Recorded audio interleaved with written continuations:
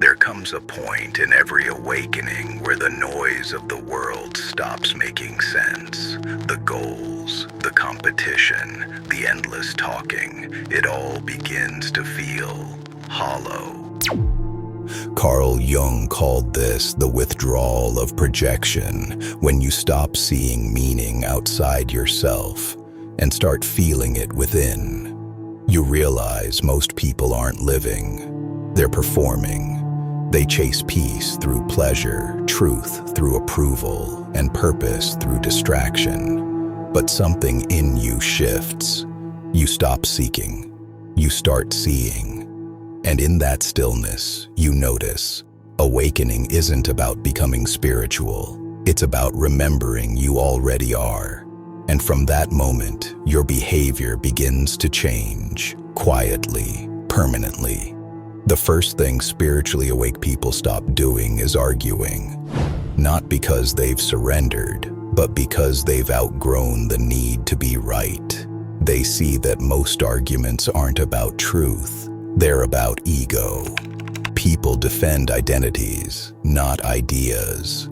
And so, the awakened stop explaining themselves to the unready. They no longer need to convince. They understand that silence is its own form of communication.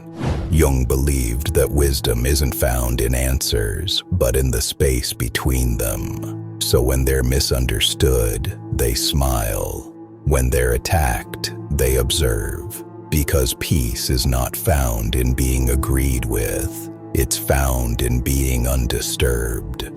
The second thing they stop doing is chasing validation. They no longer decorate emptiness with approval, because once you touch real awareness, attention feels cheap. They remember the years spent trying to be impressive, and they laugh gently, not bitterly.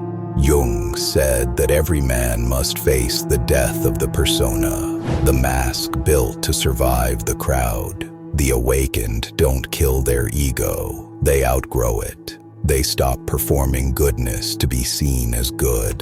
They no longer post peace, they practice it. And in that withdrawal, their energy changes. They become magnetic, not by effort, but by authenticity. Because nothing shines brighter than someone who no longer needs to. The third thing spiritually awake people stop doing is fearing solitude. Because they've discovered that loneliness and aloneness are not the same. Loneliness is emptiness seeking company. Aloneness is wholeness at peace with itself. In silence, they hear truth, not from books, not from teachers, but from the timeless intelligence that lives beneath thought. Jung believed the soul speaks in whispers, not noise, and so they stop filling every quiet moment with stimulation. They meditate not to escape the world, but to meet it differently. They walk slower, they speak softer, they choose depth over drama, because they've learned. Until you can sit comfortably in your own presence, you'll always be lost in someone else's. The fourth thing spiritually awake people stop doing is trying to save everyone, because they finally see pain is part of the curriculum. You can't awaken someone who still believes their cage is a kingdom. You can offer truth, but you can't force sight. And so, they stop rescuing those who choose comfort over clarity. They love without attachment. They give without expecting transformation, because they understand each soul has its own timing. Jung said the greatest act of compassion is allowing others their path, even when it leads through darkness. So the awakened no longer carry others' lessons.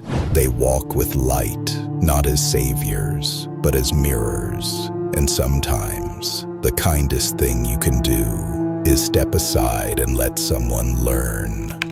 The fifth thing they stop doing is seeking constant positivity. They no longer fear the dark because they've met it. They've learned that light without shadow is illusion. So when sadness comes, they don't suppress it. They listen. They know pain is not a punishment, but a passage. It strips away illusion, pride, and pretense until only truth remains. Jung wrote that one does not become enlightened by imagining figures of light, but by making the darkness conscious. The awakened live by this. They don't chase happiness, they choose wholeness. Because happiness is a mood, but wholeness is a state. And in that wholeness, peace is no longer fragile. It's unshakable. The sixth thing spiritually awake people stop doing is living for the future. They stop worshiping someday. They no longer postpone their peace to a time when everything aligns. They understand that life is never waiting. Only we are. So they bring presence to everything. Drinking water, washing dishes, breathing. Each moment becomes an altar of awareness. They no longer ask, when will things be better? They ask, how can I meet what is better? Jung said that modern man suffers because he lives in the mind, not the moment. The awakened have learned to return home, not to a place, but to now. Because in the now, nothing is missing, nothing is broken. Everything simply is. And finally, the seventh thing spiritually awake people stop doing is needing to be understood. They no longer explain their peace to chaos or their silence to noise. They realize most won't understand, and that's okay. They're not supposed to. Awakening is not a social movement, it's a personal return. They stop performing wisdom and start living it. They stop chasing connection and start embodying it. They walk through life like rivers, quiet, clear, and unstoppable. And those who are ready will find them, not through words, but through energy. Jung once said, "The privilege of a lifetime is to become who you truly are." And that's what awakening is. Not an achievement, but a homecoming. When you stop needing to prove your light, you finally become it. And the world, whether it notices or not, feels it.